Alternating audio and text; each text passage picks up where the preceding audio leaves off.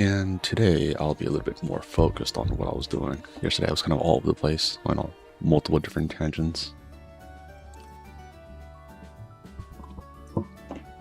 Let's see. Ooh, Mel.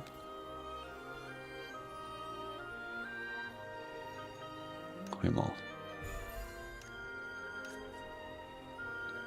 On a cute note, in Enfield, I think I'm almost doing like a pen pal kind of thing with this one other person who's like just randomly like just messaged me with like a sticker, and like every day like the person messages with a different sticker, which has like almost like little memes and stuff with the characters in Arknights, and I do the same thing back. So it's kind of like we're like almost like meme pen pals in that game. So I think that's kind of cute.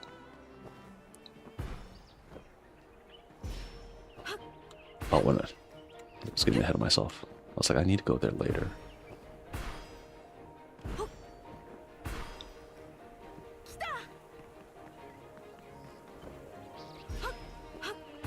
But yeah, that was kind of fun. I was just messaging some, or the person was messaging me like this, like like different fun pictures. I'm like, oh, I'll send one back.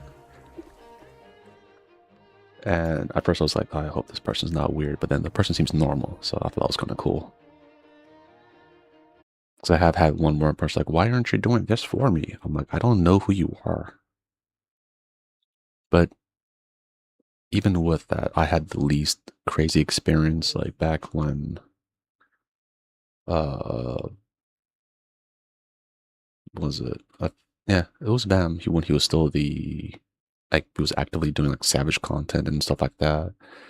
I was going to different people and like just in person telling them, hey, play Final Fantasy 14, hey, play it, play it. And he's like, God damn, like you're getting a lot of people to join us, right? I was like, dude, you're the was it guild leader, right? So you should do it. He's like, oh, okay, yeah, I got it. And he did. I felt bad for him. A lot of the people that he like initially the later on, like I wasn't sure because that's when I kind of didn't play as much. But during Stormblood, I forgot exactly when. Yeah, he got a lot of people to play, but they were all kind of like semi-stalkers, so they were stalking him the whole time.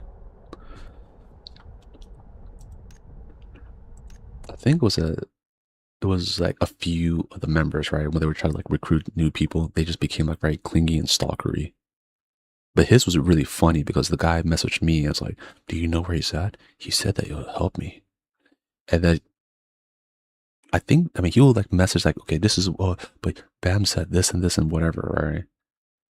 And I'm like, I, I work with a man, so like I see him like pretty much every day, right? Like, and then I would just be, hey, yesterday this one guy was messaging me about something. Is that true? And he was looking at me like, of course not, it's not true, right? Then he would like show me the messages like this is what's going on. I'm like, oh no, he's stalking you hard. He's like, yes, I don't know what to do.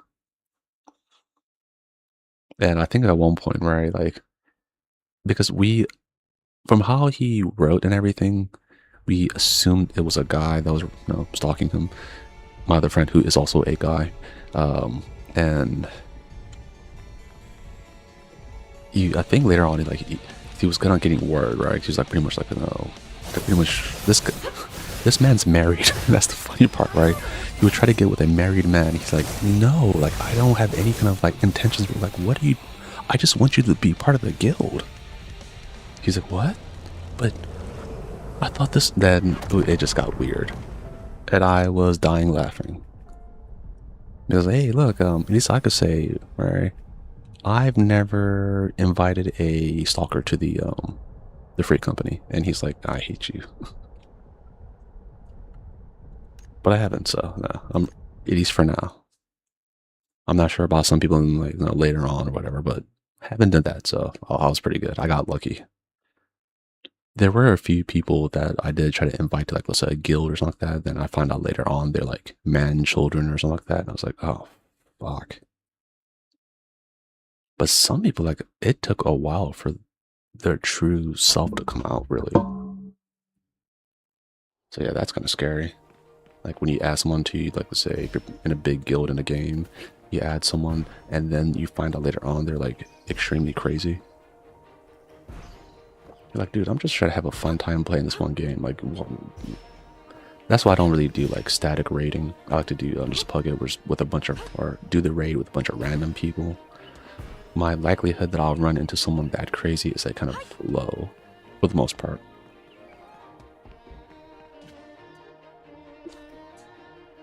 So yeah, that's the reason why I do that. But yeah, I was very shocked when I found out that some of the horror stories other people were telling me. Like, there's a person who they were in a guild, right? They were, pretty high level guild, and eventually the guild broke apart because they invited someone who essentially split the game, or split their guild into two factions. And yeah, I was like, and they did destroy the guild from the inside. It's like, that happens in real life? Yeah, I was shocked. I didn't think that was a real thing. I think you just hear stories about stuff like that. Okay, we're gonna need these ones. Okay, got it. Technically, I'm gonna probably need that. Not the metal itself, but the other thing, because I had to make a lot of it, so I just do that today. Just to make sure I don't get the wrong thing. Okay, burning powder, yeah.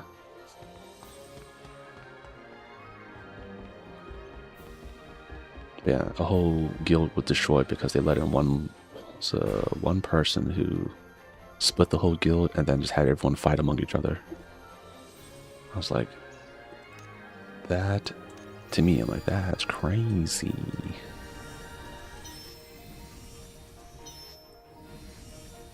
It needs to mean, like, I think for our guild, we don't really do, most of the people are inactive because Dawn Trail didn't hit like everyone thought it would. So yeah, that's the only reason why. Like, I think some people are coming back because the trailers hype them up, so they are starting to like kind of come back and play and kind of get ready. I'm pretty sure a lot of them are doing the same thing I'm doing, waiting until the last story patch comes out, then catching up.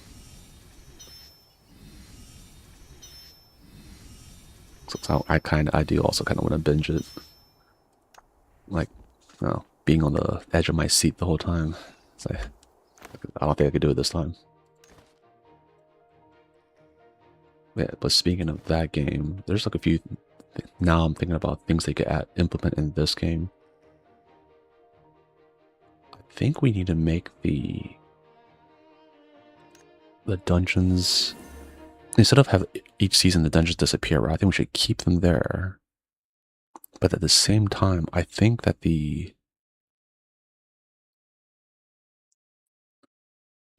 it's weird because I think maybe the dungeons are too hard for people. Because like when I do every once in a while, like I do it off stream sometimes because sometimes it's just so bad. I'm like, I'm not sure if people want to watch this. I'll try to join a dungeon party, and then let's say, of course I go to the lower level one where my item level or my whatever level is like at what it should be. Where I don't do like when I'm playing by myself is when I just go for stuff that's way higher level than myself because I don't really care.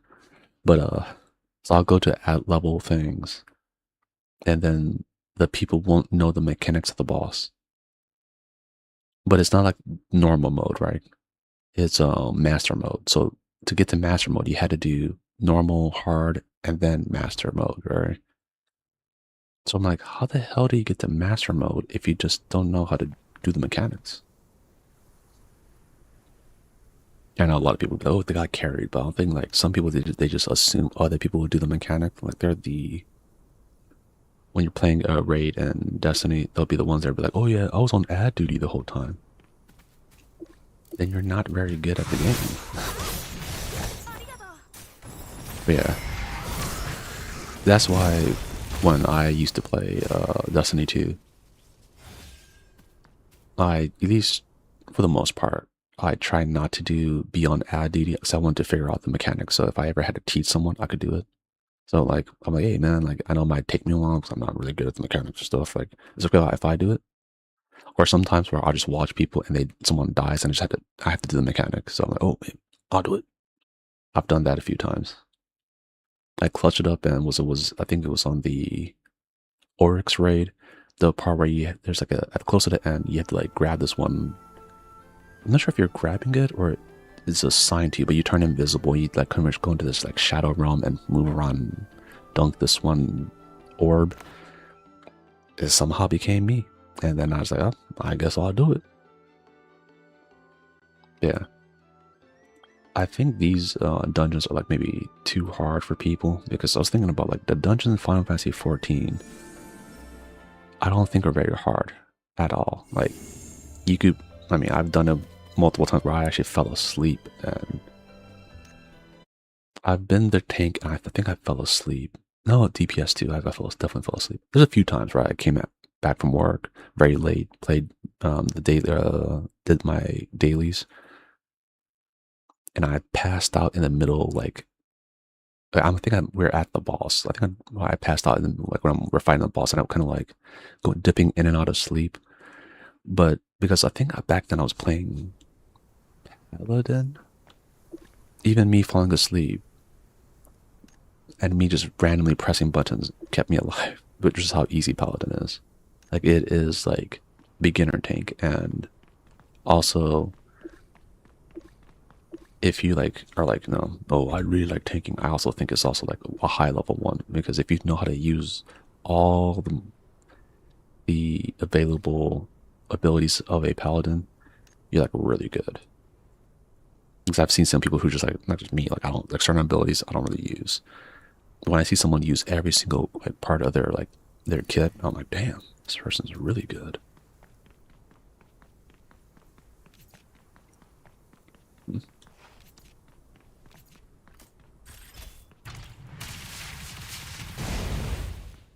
Oh, that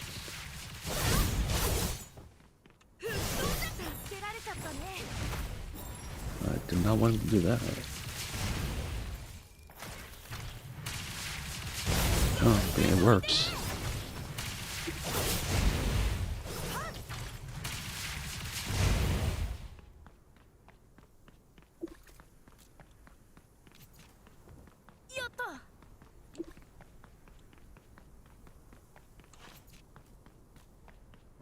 Okay.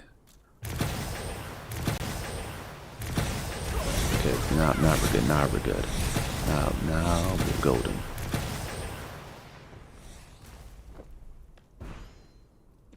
No, no one got through, right? No one got through. Good.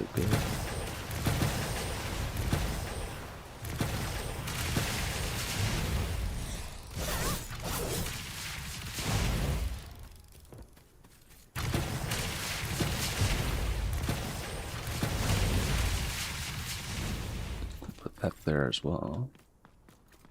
That there.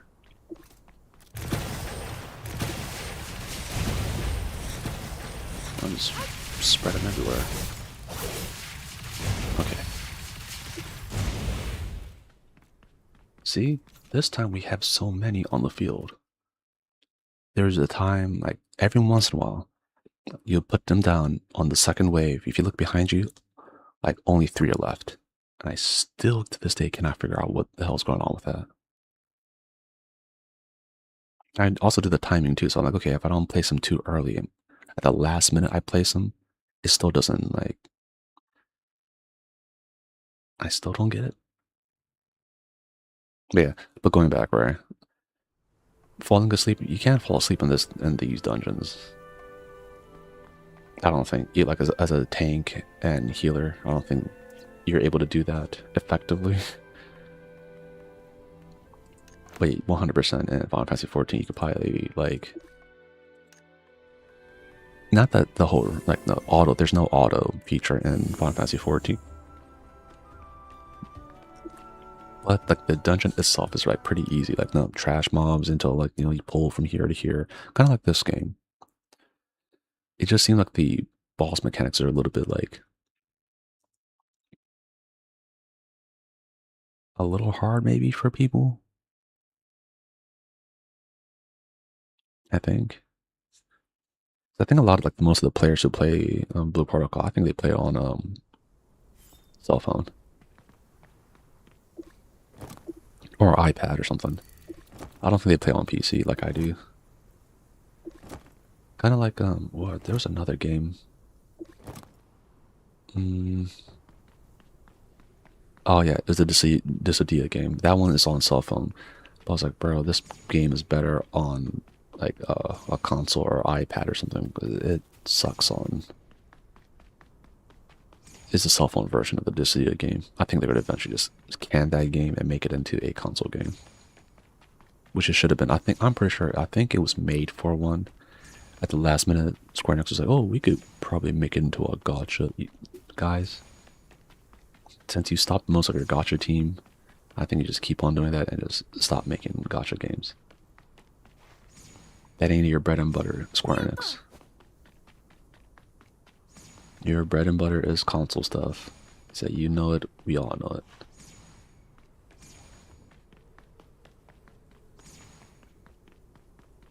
Yeah, they should just give up on that.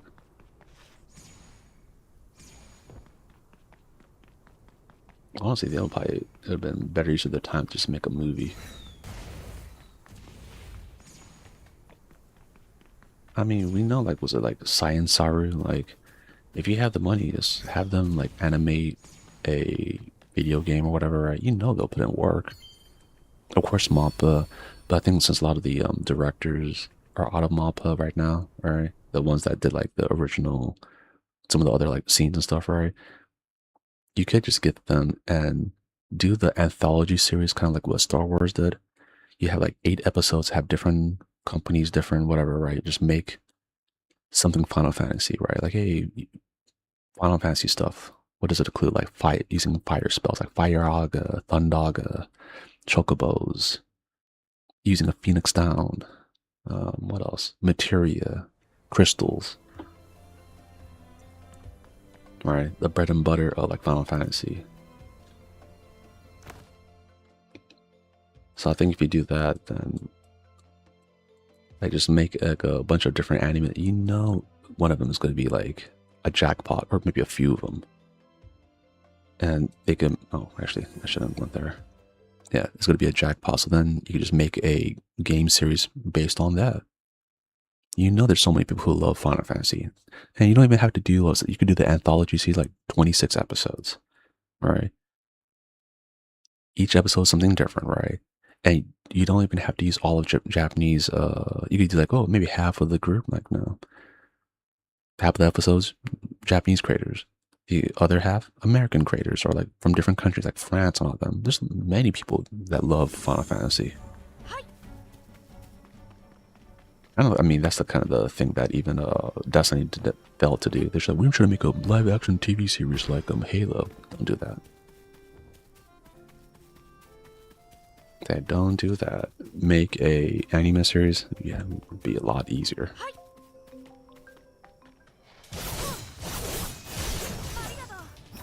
Yeah, if they made a Destiny anime, you know that would have done numbers back then. If I do numbers now, like to be real, like if tomorrow they come up with like no, a whole Destiny anime and stuff like anime series, I don't think they should go anything too crazy in the beginning. Like maybe at most 12 episodes. Have it like as a maybe don't even have the main character as a guardian. Maybe have like the main character is like just a kid, right? Because no, the whole shonen genre, right? And the person he's like with, or maybe it's a girl, right? And the person that she's like traveling with is the guardian, right? And maybe the guardian, kind of like the whole like the Mandalorian kind of thing. The guardian is trying to get her back to home or something, right?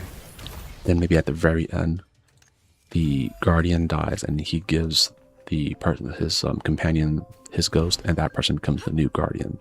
And then you see like later on where like this person is now adult, helping people just like the person who did that for her, kind of thing. See, simple premise, right?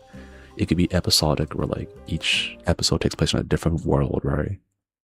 And you just have like maybe like it could be 12 episodes if you have a budget. 6, I think would be fine. Episode 1 lays the groundwork. Episode like 1 in the middle adds a little bit of spice. The last episode ends it like that. Like something happens, he dies, and he gives her the torch kind of thing. Or passes down the torch. Yeah, and there's no way I'm the only one who ever thought of that in Bungie. But yeah, right now Bungie's like, oh yeah, I forgot I was trying not to kill these ones. Oops.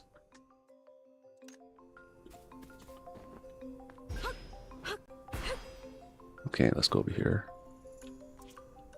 Yeah. I think that would have been just an easy premise to do. But that could be for like many series.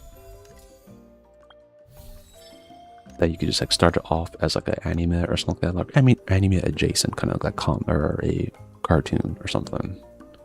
I think a lot of like, I don't think there's like many people making cartoons anymore. It's more like they're almost all like pseudo anime these days. Like they put a lot of budget in. Like you could tell when something's like a cartoon and when something's like anime. If they have like any kind of like pretty tough budget, you're like, okay, like that's anime. Kind of like a traditional show called Sazae-san is almost like the like the animated Sesame Street almost, right? But even that one, right, is considered anime, even though it's like what we would consider more of like a cartoon, like something for kids. Or Doraemon is for kids, or Kitaretsu-kun, where it's like same kind of thing. It's like some kind of robot that's helping these ones get out, right, through his life problems. And his main song, if I remember correctly, tells you how, like, pretty much it kind of explains how to make korokke, or I don't even know how to pronounce that in English. Is that one? Hold on.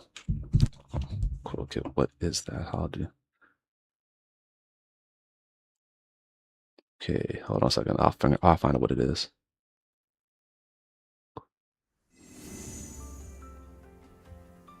Okay. Not crochet. Oh no.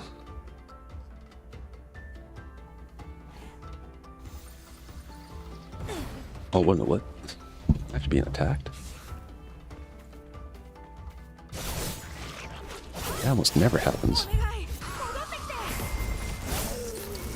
Korokke is a Japanese deep-fried dish related to a French dish, the croquette? Is that how you pronounce it? It's made by mixing cooked chopped meat, seafood, and vegetables with mashed potato or white sauce. Yeah. Yeah. My stories always somehow end up talking about food. Yeah, I didn't think the enemies would be right on me. Not gonna lie, I forgot why I came over here. But since I'm here, might as well just like travel. Yeah, I have no idea.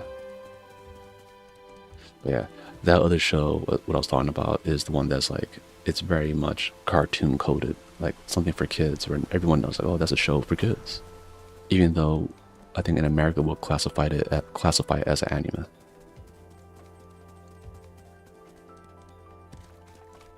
And that's what I thought was kind of like, even as a kid, I didn't really know the difference between like, oh, like anime and cartoons. I was kind of like, they're the same thing, right? Pretty like, and then people are like, no, it's different. I'm like, oh, okay.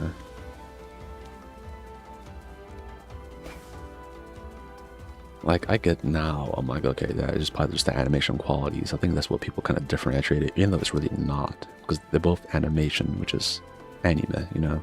But I think that's like the word, like almost like manga. Like, you have manga, you have manhwa from like, and then it's like, it's the same thing. Even though they're like, oh, it's different.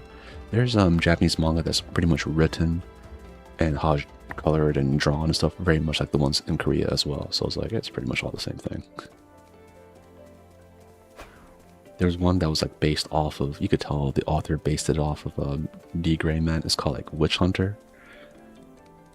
I'm I haven't caught up with it. It's been like I used to be like uh, on point with it, right? But now it's kind of like I haven't read a few chapters. I'm not sure like how many chapters behind, but it doesn't look like I'm that far behind. But yeah, that's a series where like I could definitely tell the author liked D Gray Man, and I feel that this author at least kind of like maintained the D Gray Man feel better than what D Gray Man kind of turned into now. Like D Gray Man now, if you look at the art, of course, is nicer, but it's very much like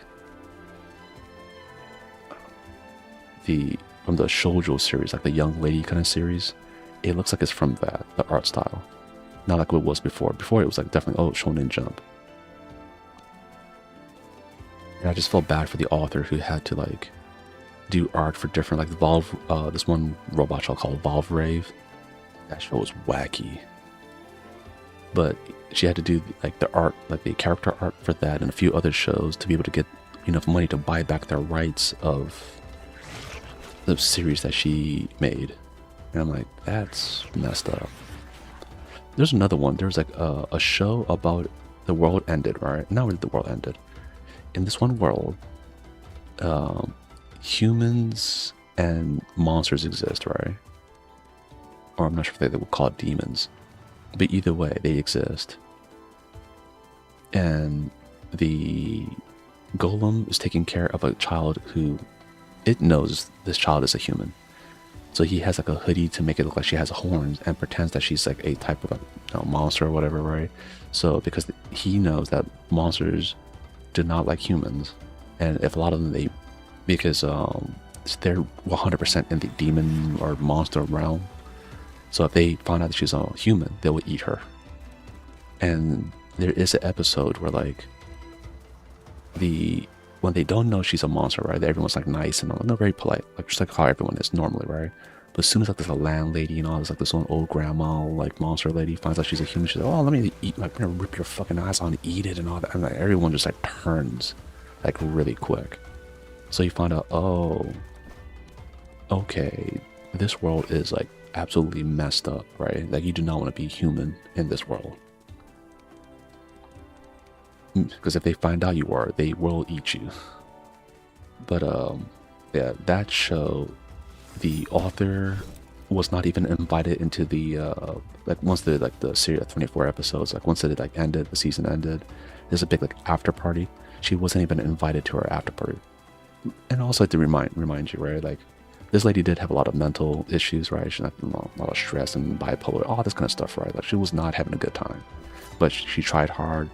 And she was essentially made into a manga writing slave because they're like, oh, you have to write this or you won't even get healthcare and all that kind of stuff. And they were treating her like garbage. Later on, they took the rights of her own show because she wrote, of course, if you're like a young manga person, you don't know contracts. So she just signed whatever. She's like, oh, they're not going to like, because everyone's idea of a manga person who makes it big is like the JoJo guy or like One Piece or like Dragon Ball, like those authors who like they made it big, right? And there's like some of the low-level artists, they don't realize that people are trying to like take advantage of them. But yeah, I think she was able to finally buy back the rights, but man, she went through hell to do it. So it's like, yeah, like if you think you're making like some media or whatever, you definitely want to like have a good idea how to, if you're gonna monetize it and stuff, right? You have a good idea because there's like sneaky people so much online these days. Not to account for like the AI that people that are using to do extra annoying shit, like how many fake phone calls I get every day because of it, or like anyone who has a landline. Do people even use a landline when your home phone? Because that thing's always beeping. Because I think we had to turn ours off. It's like always beeping, and it's just always like scams. I was like, man, if you had that much time for scams, why don't you just go and do good, honest work? Like anything besides that. But yeah, there's a lot of like scams and stuff now. because a lot of the oversight for that is gone. So if you're ever wondering why, a lot of countries have done that. A lot of normal countries, at least they try to stop it. My country does not. Good old USA. We love scams.